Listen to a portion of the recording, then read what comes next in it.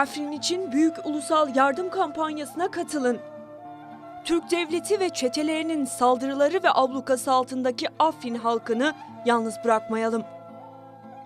Yardımları zaman kaybetmeden Hevasora Kürdistan üzerinden halkımıza ulaştıralım. Hevasora Kürdistan, yardımları zamanında yerine ulaştırmak için tüm hazırlıklarını tamamlamış durumda. Yapacağınız yardımları beklemekte. Bu kampanyayla toplanacak maddi yardım, Afrin'deki hastanelere ilaç, sağlık malzemesi ve tıbbi cihaz alımı için kullanılacak.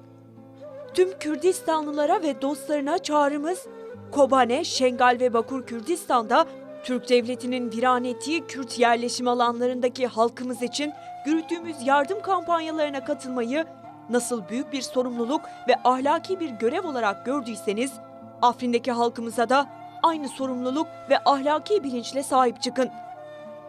Ve tüm imkanlarınızla yardım elinizi uzatın. Hevasora Kürdistan.